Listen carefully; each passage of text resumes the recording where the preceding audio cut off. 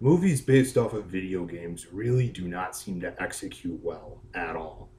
And that has been the case for, since the beginning of time, especially since, the 90s. Like, most of them are, like, poorly developed in both plot and characters and character development.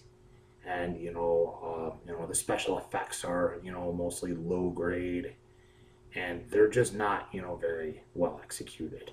Most of them just very much suck ass. That's one way to put it.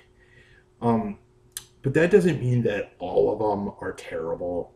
I mean, the movies, most movies that are based off of video games that I think are huge pieces of shit are pretty much any film that that Uwe Boll has made over the years.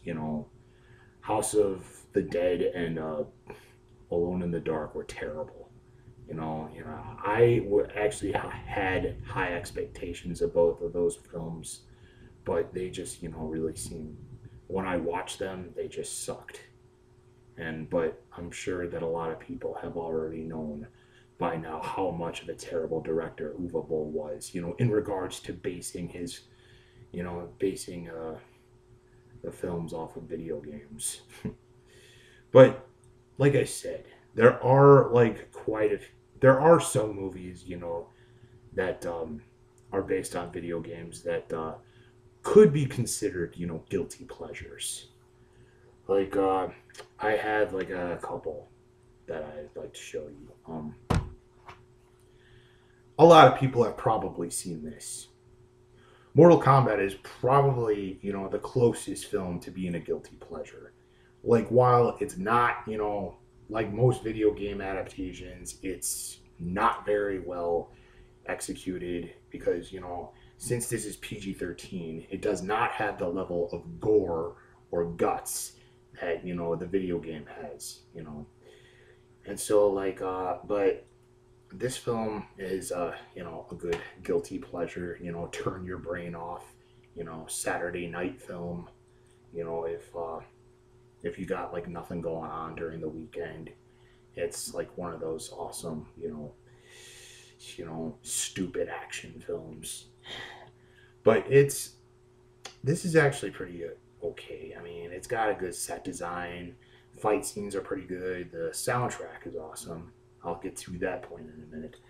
But if I have to say if I have to say a favorite uh, video game based movie that I consider to be a favorite, I would have to say the very first Resident Evil movie. You know, I personally enjoy the very first Resident Evil film. You know, I like the special effects are pretty awesome. The plot is pretty interesting, and the characters are not too bad. The dialogue is actually not as terrible as one would like to think, and I really thought that Mila Jovovich was uh, was pretty sexy in it, and it came with Resident Evil Apocalypse. This is a double disc. But Resident Evil Apocalypse is when like the whole series started to drag down.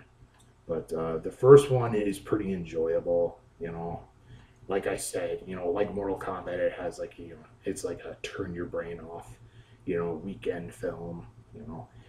Um,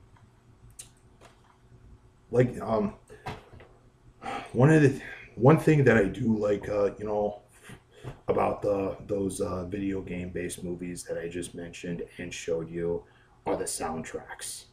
Mortal Kombat featured, a soundtrack that consisted of, mostly industrial and electronica groups like Orbital, KMFDM, God Lives Underwater, Sister Machine Gun, and some metal groups like Fear Factory, so there's too many to name.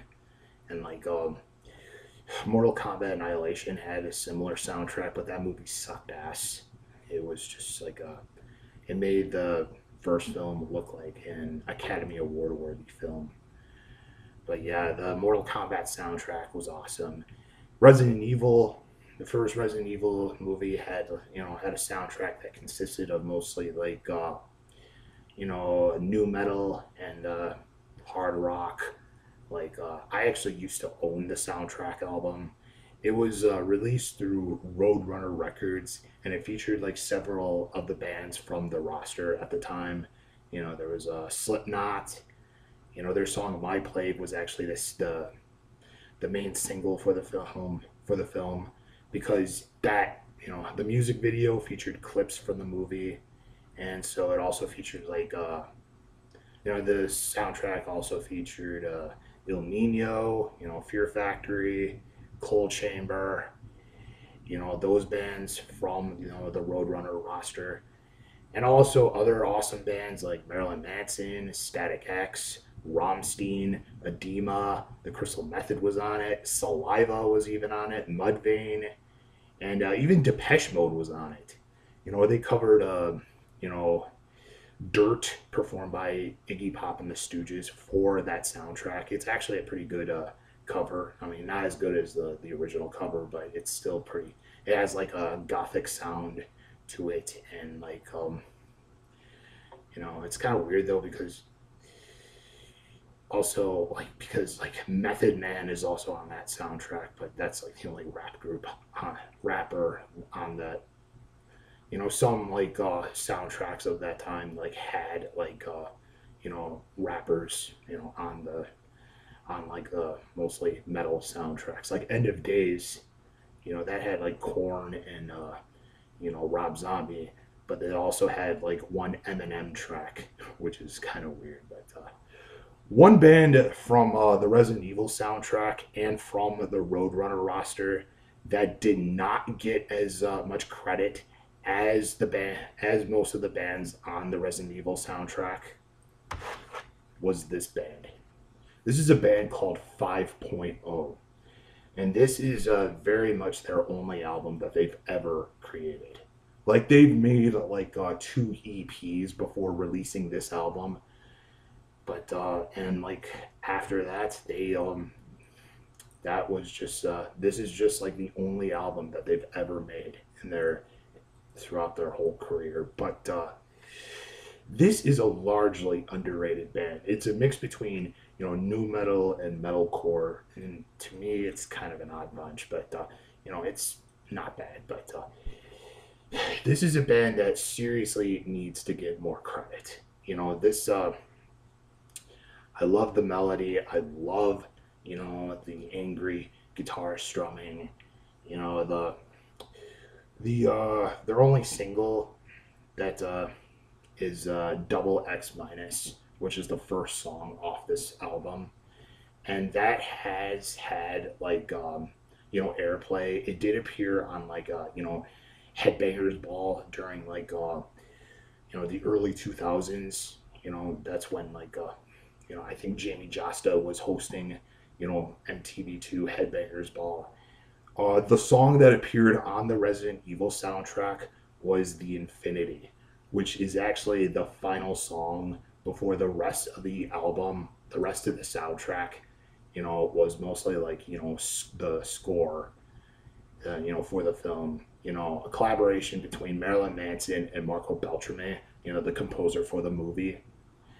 And so, like I said, this band is from Roadrunner Records, but like I said, it is not, they're not very well known, but I decided to do a video on them because I saw a comment on my previous video, a few previous videos, my professional murder music video. Some guy said that you would love 5.0, and I'm like, I actually have their album. I have, Untitled, they're and like it was just such a coincidence, and so I decided to do a video on them. And so this entire album is just fantastic. They're so hard. They're kind of similar to like Saliva, Taproot, and 40 Below Summer. A bunch of like more underrated new metal groups that are similar to this one. They're, you know, like Trust Company. They're kind of similar to that, and they got like a little bit of like Primer 55 and Project 86 similar sounding. And I guess you can say that they're kind of similar to American Head Charge. It's another, underrated new metal group that I like. And like, if you like any of these bands, if you like any of the ones that I mentioned, I would give this one a go. Like I said, this is their only album in existence. But the other songs on this are just awesome. Art of Cope. That's track 3. One of my favorites is Sympathetic Climate Control, which is track number 6. But like I said, Double X Minus and The Infinity are two of the most well-known songs off this album.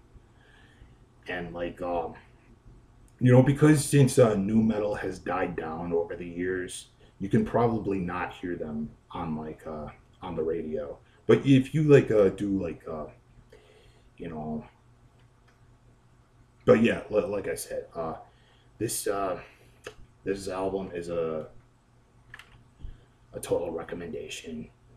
I love, all the songs off it. If you can find this at like I found this at Half Price Books in Skokie. Like I always search through the the clearance rack, and that's what I found. I found it for for $2, and since I used to own the Resident Evil soundtrack, and so far I have almost all bands on my playlist from that soundtrack. I thought that I just, pick this one up and add it to the pile. And, so it's a good ad, and it's if you can find this anywhere, if you can find this at your local thrift store, or if you want to just, buy it on like Discogs, you can just type in the band and you'll see their albums, and just, or you can just look them up on YouTube and just give them a listen and see what you think. So, 5.0, their album Untitled, released in 2002 from Roadrunner Records. Thanks for watching.